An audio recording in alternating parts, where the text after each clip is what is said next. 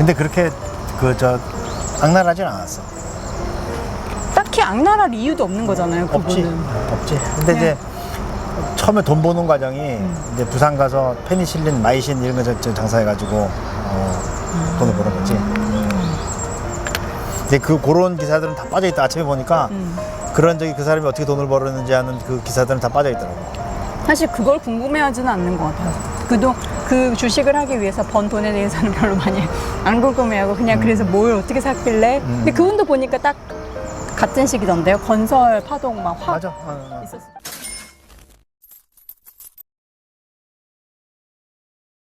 제가 지난번에 그 광화문곰 인터뷰하고 나서 영상 댓글 중에 가장 많았던 악플이 뭔지 아세요? 뭐예요? 제가 교수님 얘기하시는데 옆에서 계속 저는 응응하는 게 아니라 약간 그 박자를 맞춰주는 건데. 감탄사를 한 건데 너는 네 할아버지한테도 응응거리냐 할아버지라니요. 아이, 젊어요. 이런 반응을 오실 줄 알고 제가 그 댓글 너 네 선생님한테도 그랬냐 뭐 네 아빠한테도 그러냐 이러면서 그런 댓글도 되게 많아가지고 귀여운 손녀 같으니까. 네. 손녀까지는 아니잖아요 제가. 그렇죠. 딸이하게 너무 좀 약간 우리 큰딸이 내가 첫사랑에 실패했으면 네. 그게 79년 일이니까 네. 첫사랑에 실패했으면 뭐 그리고 가능성이 있네요. 첫사랑이면 제가 중학교 때인데 그러면 안 되죠. 어쨌든 이제 그런 댓글 외에는 사실 저한테 달린 악플 외에는 다들 되게 엄청 재미있고 또 그게 교훈이 굉장히 남는 이야기였잖아요. 엄청난 자금을 가지고 있어도 큰 욕심을 부리다 보면 나의 투자에 어떤 기준이 없다 보면은 정말 풍비박산이 날 수 있다. 그렇죠. 이제 내가 또 무리를 하지 않더라도 네. 투자의 환경이 바뀌어서 내가 적응을 하지 못하면 그쵸. 그 환경 속에서 내가 또 망할 수 있는 네. 그런 부분들이 있다는 거죠. 이 지난번에는 저희가 광화문 곰이라는 이야기를 했다면 이번에도 망한 분들이 참 많더라고요. 그렇죠. 큰 손 중에서? 이제 뭐 그 투자 환경이 네. 1990년대에 와서 많이 바뀌었어요. 90년대요? 어떤 게 많이 바뀌었나요? 이제 그 증시의 기관화가 이루어진 거죠. 92년에 외국인 투자가들이 우리 시장에 들어올 수가 있었고, 그리고 이제 1994년에 코스피 200 지수가 발표가 되면서 이제 그 프로그램 트레이딩을 하기 위한 기관 투자가들의 물량 매집 이런 것들이 있다 보니까 그 사이에는 이제 개인 투자자들의 영향력이 커졌었는데 네. 이제는 뭐 외국인이라든지 기관 투자가들의 저기 영향력이 커지기 시작하면서 아무래도 이제 총알이 더 많은 그쵸. 이제 기관들이 생겼단 말이에요. 뭐 연기금 또 보험 네. 쪽에 생기다 보니까 개인들이 그 기관 투자가들 상대로 해서 이길 수 있는 방법은 별로 없어요. 그렇죠. 물량 공사를 하다 보면 네, 그래서 이제 대체로 보면은 1990년대 중후반이 되면은 네. 큰 손들이 움직이는 시장은 이제 퇴조를 하게 되고 그 빈자리에 이제 기관들, 외국인 기관들이 들어와서 이제 그때부터는 펀드 매니저의 시대가 돼요. 펀드맨이죠. 네, 그래서 뭐 핫하죠. 뭐 피스톨박이라든지 뭐 이런 이제 스타 그 펀드 매니저들이 나와가지고 네. 이제 시장을 이제 쥐락펴락 하는데 네. 그 사람들은 자기 돈이 아니잖아요. 그렇죠. 그래서 뭐 펀드 매니저들도 명멸해 나가는 그런 또 이야기들이 있어요. 있는데 문제는 이제 그분들이 다 살아계시니까 이야기를 잘못 꺼내면 또 소송 걸릴 수도 있고. 돌아가신 분. 그건 나중에 이제 한번 정리를 해서 팩트만 가지고 한번 이야기하는 약간 걸로. 이제 그분이 이제 만약에 자꾸 하시면 이제 하나씩 이렇게 그런데 꺼낼 수 있는. 그분들의 나이가 네. 나하고 큰 차이가 없기 때문에 그렇겠네요. 네, 조금 걸려야 돼요. 그렇다고 뭐 알겠습니다. 죽으라고 우리가 또 고사리 지낼 수 있는 것도 아니고. 그럼 안 되죠. 네, 그러니까요. 오래오래 사시기 바랍니다. 네. 오늘은 실패한 큰손 중에서 어떤 이야기를 해볼까요? 이분은 이제 실패했다라고 보기엔 좀 어려운 네. 분이에요. 이제 백할머니. 그분은 성공하신 분이죠. 그렇죠. 네. 아들이 문제였지만. 그러니까 결국에는 그분이 번 돈을 아들 대에서 이제 다 털어먹었는데, 이제 그분의 삶만 조명을 하면은 그 돈이 다 있는 것처럼 보이지만 사실은 그 아들 얘기까지 좀 해야 되는 네네네. 그런 상황인데, 백할머니는 이제 본명이 백희엽 씨예요. 희엽. 네, 백희엽. 성함이 독특하시네요. 아니에요. 우리 이제 우리나라 근현대사를 보면은 백자 엽자 들어간 사람들이 있어요. 많아요? 그 백인엽, 백선엽. 최근에 이제 돌아가시면서 현충원에 묻히는 게 맞느냐 틀리느냐. 그분도. 뭐 저기 만주 쪽에서 일본 그 만주군이었죠. 그래서 이제 독립군들 때려잡았다 뭐 이런 것도 나오면서 실제로 그 친일파 명단에 올라간 네. 그런 사람인데 이분이 이제 6.25 때 또 혁혁한 저기 정권을 올리면서 우리나라 저기 그 뭐 육군의 아버지니 네. 뭐 이런 저기 칭호를 받긴 합니다만 그건 나중에 이제 우리가 이야기할 영역은 아니니까 그 집안의 여자 형제예요. 아, 네. 백할머니가요? 예, 그렇죠. 아, 백시 정말 없이. 또 그렇게 연결되는군요. 예전에 저기 아시는 분들은 있을지 모르지만 지금 인천대학. 몰라요. 지금 저기 지금 인천대학교? 지금 인천대학은 이제 인천시립대거든요. 네네. 인천시립대가 되기 전에 인천대학은 모기. 그 선인재단이라고 해서 선인재단. 백선엽, 백인엽의 선인. 아. 그래서 이제 그 집안이 이제 가지고 있던 거였죠. 네. 근데 이제 백할머니는 이제 원래 이제 이북분이었는데 6.25 때 이제 내려오신 거예요. 그래서 이제 부산에서 마이신, 페니실린. 예. 그게 미국 약인. 그래서 이제 그 아무래도 부상자들이 많고 하다 보니까 마이신, 페니실린을 이제 저기 떼가지고 네. 물건을 떼가지고 그래서 그걸 이제 팔아서 돈을 벌었고 네. 그리고 이제 1960년대에는 우리나라의 주 산업이 이제 그 섬유업이었단 말이에요. 섬유. 아니면 염색. 우리 그 광화문 곰도 결국은 그 대구 경북 지방에서 염색업으로 일어난 사람이란 네. 말이에요. 그래서 그런 걸 통해서 굉장히 많은 돈을 모았어요. 네. 그래서 이제 당시 돈으로 보면은 백할머니가 한 번 움직일 수 있는 돈이 한 400억, 500억. 그 당시 400억, 500억이면은 지금 뭐 조 단위로 움직인다고 봐야 되는 거죠. 그러니까 굉장히 큰 손이었는데 큰 손이라고 하니까 사람들이 그 사채업자 이렇게 생각하시는데 그게 아니고 백할머니는 이제 기록에 의하면 저는 이제 뵌 적이 없고 네. 기록에 의하면 이제 5척 단구예요. 5척 단구니까는 3, 5, 15, 150cm. 키가 근데 사진으로 뵀을 때는 키 되게 커 보이셨는데. 뭐 그 카메라에 저기 그 마법이 있었던 모양이죠. 그런데 이제 당시에 이제 명동이 그 주 무대니까 네. 명동에 나타날 때마다 아래 위로 하얀색 치마 저고를 입었다고 해요. 엄청 그러니까, 포스가 있으셨겠어요. 그 성도 백시고 네. 그다음에 또 옷도 하얀색 옷을 입으니까 백할머니였는데 이분이 이제 특징은 뭐냐면 타임즈가 항상 들려져 있다는 거예요. 영어를 잘하셨나 봐요. 영어도 잘하고 그리고 이제 국제정세에 밝고 그리고 그거는 무슨 얘기냐면 투자를 할 때 정석으로 투자를 하신 분이에요. 그럼 그때 당시에 벌써 미국 시장에 대한 미국 쪽은 인사이트도- 투자를 할 수가 없는 거고 근데 이제 인사이트가 있으셨다는 세계 정세를 보면서 우리 시장에 이제 투자를 하셨던 거죠. 와. 그래서 그분은 그 투자에서 대체로 성공을 했어요. 큰 돈을 벌었고 네. 들리는 얘기에 의하면 이제 당시에 우리가 이제 그 이 큰손이라고 하면 우리가 이제 80년대 90년대 큰손 누가 생각나 그러면 장영자 이렇게 얘기하잖아요. 장영자? 네, 장영자 어음 사기 사건을 냈던. 아, 네, 네. 맞아요. 네. 그분 지금 복역하고 계신다고. 그 감옥에서 네, 네, 사기를 이제 치고 한다고. 계신다고. 근데 사람들이 이제 장영자 이름만 떠오르는데 네. 백할머니에 그 비하면 장영자는 조막손이에요. 그 정도로 이제 큰 손이 있었고. 네.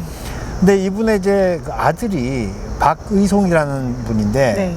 이분이 이제 지금 미래에셋 대우의 전신이 대우증권이잖아요. 네, 네. 대우증권의 전신이 삼보증권이에요. 네.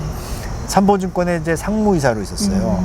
그러면서 나중에 나와서 우풍상호 신용금고라고 하는 걸 만드는데 그래서 초반에는 이제 그 아들이 있는 삼보증권 여기에 이제 계좌를 터서 거래를 하셨던 분이에요. 당시 이제 삼보증권이 최고였어요. 그렇겠네요. 그 큰 자금이 거기서 굴러지니까. 그렇죠. 그리고 이제 그 다음에 이 당시에 이제 한국화약그룹이죠. 네. 한국화약그룹하고 5대5로 같이 저기 설립한 저기 그 이 투자금융회사가 있는데, 예, 그렇죠. 이제 당시에 이제 단자사라고 했어요. 단기자금 운용하는 회사. 예.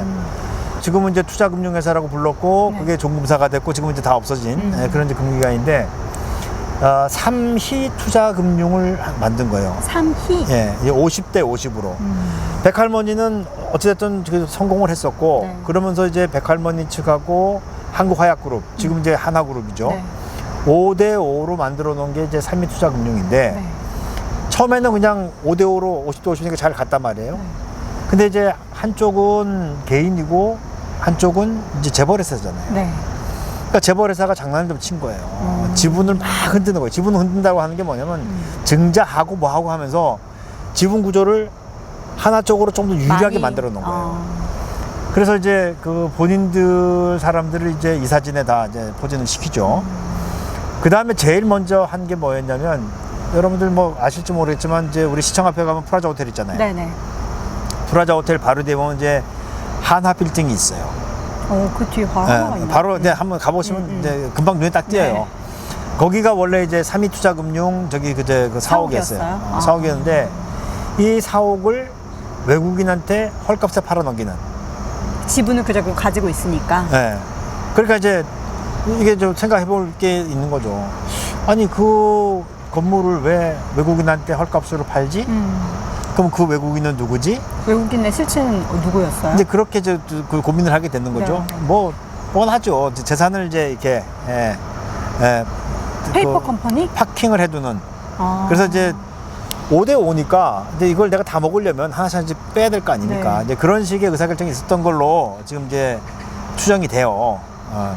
이 얘기는 어떻게 괜찮으신 거예요? 이거는 뭐 저기 그 다 팩트로 나와 있는. 추정을 한다고 했으니까. 그러니까 이제 그 이제 백할머니는 당시에 보면 이제 연로하셨고, 네. 그리고 이제 백할머니가 돌아가신 게 1995년이에요. 근데 요 사건이 벌어지는 그때도 그 즈음이에요.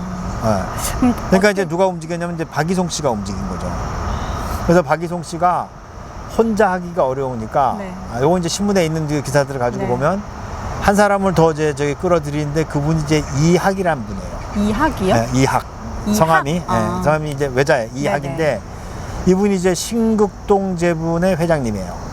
이분도 이제 저 나름 큰 손으로 좀 이제 그 알려진 분인데 네. 두 사람이 아무도 몰래 그 삼위투자금융에 저기 그 지분을 시장에서 산 거예요. 그 나중에 계산을 해보니까 이제 한국화약보다 더 많아진 거예요. 그렇게나 많이 샀어요? 예. 원래 가지고 있던 것도 있고. 그래서 뭘 했냐면 이제 임시주주총회 개최 신청을 한 거예요. 그래 되면 임시주주총회 그 개최를 해서 한화 쪽의 임원들을 다 쳐버리고 네. 자기네 사람들을 집어넣으면 이제 다시 이제 정상화시킬 수 있다. 네. 아니면 또 이걸 내가 다 가져올 수 있다라고 네. 생각한 거죠. 근데 이게 일이 딱 벌어지게 되면 이제 이게 우리나라에 있었던 적대적 M&A 1호예요. 실제로 보면. 한화 쪽에서 난리가 난 거죠. 가만히 안 있죠. 네, 가만히 안 있죠. 그렇게 되면 제일 먼저 뭘 하겠습니까? 뭐래요? 소송을 걸어요. 그래서 이제 임시주주총회 개최 금지 가처분 신청부터 시작해서 니네들이 주식을 사는데 무슨 돈으로 샀는지 알아봐야 되겠다니 아니냐. 하면서 이제 다 소송을 걸어요. 그래서 결국 이제 M&A전이 벌어지면은 돈 버는 거는 변호사만 벌어요. 변호사만 벌게 되고 이제 그걸 소송이 걸려가지고 계속해서 넘어가는 그런 그 과정인데 한화에서는 아무리 주식을 사도 지분을 뒤집지는 못하는 거예요. 왜냐하면 이제 사람들이 다 아니까 안 팔아요. 그렇죠. 그래서 당시에 그 M&A가 처음 시작될 때 7,000원대에 있었던 삼위투자금융 네. 주가가 순식간에 5만 원이 된 거예요. 그때 돈을 제일 많이 챙긴 거는 지금은 없어졌지만 고려증권이었어요. 고려증권이 5만 원에 또 팔아먹은 거죠. 그러는 과정에서 이제 한화가 고민했던 게 뭐냐면 야 이거는 정상적으로 시장에서 샀다가는 큰일 나는 거예요. 왜냐면 네. 박이송 씨 측도 그렇고 한화 측도 그렇고 주식을 계속 사야 돼요. 안 그러면 이제 그쵸. 지분이 바뀌게 네네. 되니까. 그러니까 원래 7,000원짜리였는데 5만 원까지 가서 사야 되니까 네. 엄청난 자금 부담을 느끼게 되는 리스크가 거죠. 엄청 크겠죠. 그래서 이제 당시에 한화에서 생각했던 게 뭐냐면 전환사채를 발행하자. 전환사채. 네, 좀 어려운 얘기긴 그렇게 해요. 되면 어떻게 되는 건데요? 그러니까 이제 당시에 전환사채 규정이 공모 전환사채는 저기 그 발행 후 3개월이 지나야지 전환권 행사할 수가 있는데 주식으로 바꿀 수가 있는데 3호 전환사채에 대해서는 네. 그런 규정이 없었어요. 네. 그러다 보니까 이제 한화가 확대 해석을 해가지고 이거는 즉시 전환이 가능하다. 그래가지고 이제 그 엄청난 규모의 전환사채를 발행해서 즉시 주식으로 전환을 해서 그렇게 되면 이제 지분이 시석이 되면서 하나가 완전히 이제 이기는 그쵸. 그런 상황이 되는 거죠. 당시에 이제 백기사를 썼던 데가 알리안츠 생명. 알리안츠 생명. 그 당시에 대우그룹 저기 그 소속이었죠. 그러니까 대우가 이제 백기사를 사준 거예요. 근데 문제는 그렇게 치열하게 싸우는 그 과정에 뭐가 왔느냐? IMF가 온 거예요. 97년. 7년. 네. 95년부터 막 시작된 이런 싸움에서. 네. 그러면서 결론이 어떻게 됐냐면 외환위기의 주범으로 이제 이제 삼위투자금융이 한화종금으로 이름을 바꿨었는데 네네. 한화종금이 지목이 돼서 98년 12월에 상장 폐지가 돼요. 상장 폐지가 될 때 주가가 얼마에 상장 폐지됐냐? 네. 5원에. 5만 원까지 갔던 그 예, 주가가 5원에. 5원에. 그러니까 이 사건으로 인해서 박이송 씨 측도 마찬가지고 하나도 마찬가지고 엄청난 출혈을 한 거예요. 그러니까요. 예. 이게 두 사람의 사이가 어떻게 됐겠어요? 완전 틀어졌겠죠. 철천지 원수죠. 그렇죠. 예. 그래서 이제 하나 쪽에서는 이제 그 박이송 씨의 일거수일투족을 감시하는 사람 하나 붙여놓은 거예요. 네. 그 사람이 이제 제가 추정컨대 하나증권 개포지점장이었던 것 같아요. 뭐 성함은 말씀드릴 수가 네. 없고 보고 있는 거예요. 이 사람이 뭐 했는지. 예. 그러니까 이제 매일 이제 보고서가 이제 그 그룹에 올라가는 거죠. 네. 근데 어느 날 박이송 씨가 이제 돈을 또 벌어야 되겠는데 이 돈을 벌기 위해서는 내가 그 돈을 가지고 있지 않고서도 돈을 벌 수 있는 방법이 하나가 있는 게 바로 공매도예요. 공매도.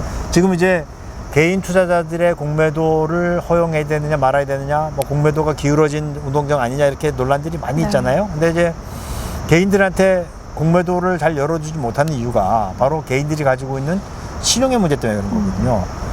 근데 어찌됐든 박이송이라는 사람이 성도 ENG라고 하는 주식에 대해서 공매도를 친 거예요. 성도 ENG. 네, 지금도 상장돼 있어요. 그쵸. 네. 근데 이 공매도를 칠 때는 아무도 몰라야 돼요. 그러니까 이제 공매도를 탕 치고는 주가가 쭉 떨어질 거 아니에요. 네. 그러면 슬쩍 해가지고 이제 과거의 전례를 보면 부도서를 퍼뜨려요. 네. 그거 하한가를 빵빵 두 번 더 맞으면 싹 사가지고 갚아주면 그러면 그 차익을 내가 갖게 되잖아요. 그렇죠. 그런데 박이송을 바라보던 눈이 있었잖아요. 그렇죠. 지켜봐. 완전 감시하고 네. 있었잖아요. 그 박이송 씨가 딱 저기 공매도 치고 체결이 다 되는 걸 확인한 이후에 그게 시장에 소문으로 돌아간 거예요. 그러면 오히려 주가가 올라가겠네요. 그래서 거의 제 기억으로는 한 달 정도 상한가를 갔죠. 그러니까 이제 점뛰기 상한가 있잖아요. 아침에 상한가 딱 붙어서 물건도 안 나오는. 그러니까 이제 금융시장에서 제일 싫어하는 게 결제 불이행인데 결제 불이행이 생긴 거예요. 그래서 당시에 30개 증권사 사장들이 모여서 강제로 조정을 한 걸로 알고 있는데, 그래서 이제 백할머니가 벌어둔 그 돈이 네. 아들 박이송 씨하고 하나그룹하고 네. 하나중금하고 저기 그 싸움을 인해서 한번 충격을 받고 네. 그다음에 성도 ENG 공매도 사건을 공매도. 통해서 이제 좀 거의 다 날라간. 그러면 사실 어떻게 보면 백할머님은 열심히 주식 투자를 해서 벌었고, 그리고 나서 그렇죠. 이제 뭐 자식- 이제 그 밑에서 어떤 판단을 했는지 모르겠지만 이제 그 재산이 그대로 다 유지가 되진 못한. 모르겠어요. 저는 이제 2001년, 2002년 고기까지 이제 신문 기사를 추적을 해봤었는데 네. 그 다음에는 이제 뭐 어떻게 사실인지는 근데 뭐 저도 그걸 찾아봤거든요. 백할머니 기사 찾으면서 그 아드님 이야기도 찾아봤는데 사실 언론에 나온 이야기가 많이 없더라고요. 많이 없죠. 왜냐면 네. 이제 그 이후에는 언론에서 사라졌으니까. 제가 이제 취재했던 건 거기까지 취재가 됐어요. 백할머니에 대한 이야기를 또 잠깐 하자면, 그분이 그 지난번에 광화문 곰 그 선생님처럼 건설주 파동 때 들어오셔서 큰 돈을 버셨다고. 그렇죠. 이제 들었는데. 거기가 이제 그때도 얘기했지만 1970년대에 이제 그 오일 쇼크가 있었잖아요. 네네. 오일 쇼크가 오면서 중동 건설 붐이 불었고 네. 그때 이제 건설주 파동이라고 하는 그 일반적인 상황이었으니까 그때 대부분 다 들어오죠. 그리고 지금처럼 뭐 저기 그 거래 대금도 많지가 않고 그리고 당시 다 수자금 매매고 했었기 때문에 실제로 저기 그 명동에서는 주식시장에 관심이 굉장히 많았어요. 그리고 우리가 이제 상업고등학교 나온 사람들이 저희 증권회사로 많이 갔는데 실제로 그 상업고등학교에서 아주 공부를 잘했던 사람들은 은행을 가지 않고 증권사를 갔어요. 왜냐하면 증권사 가면 돈이 많았거든요. 제가 입사할 당시도 제가 89년에 입사를 했는데 당시 은행의 연봉보다 증권사의 연봉이 한 1.5배에서 2배 정도 높았어요.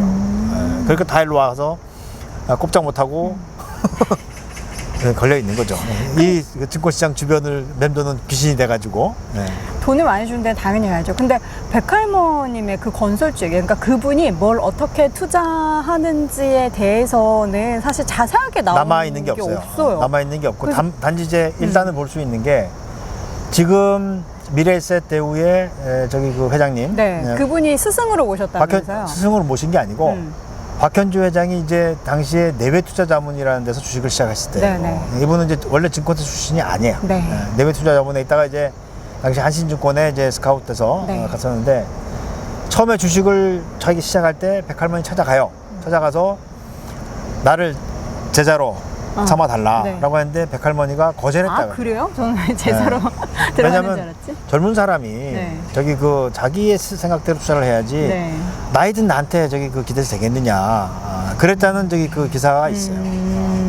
저는 아예 정말 스승으로 그럼 그렇게 될 수 아니, 있겠네요. 마음속에 스승님. 그분 입장에서는 나는 백할머님처럼 투자를 저렇게 해야겠다라고 배워갈 수는 있어요. 롤 모델이 저기 될 수 있죠. 왜냐면 그만큼 투자를 할 때 뭐 저기 그 속된 말로 야로를 부린다든지 그러진 않았어요. 그분이 어떤 기준으로 주식을 투자했고 이런 게 많이 알려졌으면 좋겠는데 그런 게 없어서 당시에는 너무 당시에는 아쉬워요. 특별한 투자법이라고 하는 게 사실 그 공개되기 어렵죠. 뭐 지금처럼 뭐 언론에서 자세하게 저기 다 네. 하는 것도 아니고. 타임지를 들고 있었다는 거. 그러니까 이제 세계 정세를 읽고 네. 그렇다면 이제 뭐 예를 들면 우리는 이제 그 80년대에 트로이카가 있었단 말이에요. 그쵸. 그 트로이카가 건설, 무역, 금융인데 이거는 이제 과거에 저기 그 선진 시장에서도 그런 일들이 반복적으로 발생하는 거예요. 그러니까 이제 그걸 가지고 적용을 했을 수는 있겠다 생각이 들어요. 백할머니와 광화문 곰은 어떻게 보면은 광화문 곰은 스스로 그렇죠. 스스로 망한 거고 백할머님은 열심히 주식 투자하셨는데 아쉽게도 그 다음 세대에서 맞아요. 그러니까 그 연로하셨을 때도 제가 이제 들은 얘기는 그거예요. 이제 처음에는 삼보증권이랑 거래를 했지만 나중에는 그 원수 같은 회사이긴 하지만 아니 백할머니는 그 원수 같은 일을 잘 모르실 거예요. 그때는 이제 워낙 저기 그 연로하셨으니까. 연세가 많았고 95년에 돌아가셨다고 네. 말씀드렸으니까 그 당시에는 이제 제일증권이죠. 이름을 이제 하나증권으로 저기 그 바꾼 거니까 제일증권 송파지점. 송파지점에 매일 주문을 내시는데 이제 뭐 저기 그 그냥 습관적으로 할 때 그 주수가 크지가 않았어요. 그 저기 송파지점에 있는 친구들 이야기를 들어보면 적게 사셨다는 거예요? 10주, 20주 이렇게 이제 그냥 저 기분만 내는. 기분만 낸다는 건가요? 아니면 모아갔다는 그러니까 걸까요? 아니, 평생을 주식을 하셨으니까 네. 오늘도 습관적으로 습관적으로 주문을 하시는데 이제 금을 확 줄여가지고 확 줄인 게 아니고 거의 안 한 거죠. 10주, 20주 이렇게 주문을 내가지고 그냥 소일거리를 하신 그렇게 얘기를 들었어요. 그러면 그냥 그거네요. 하루도 주식을 손에서 놓은 적이 없었다. 없어요. 그렇게 이해하는 게 좋은 거죠.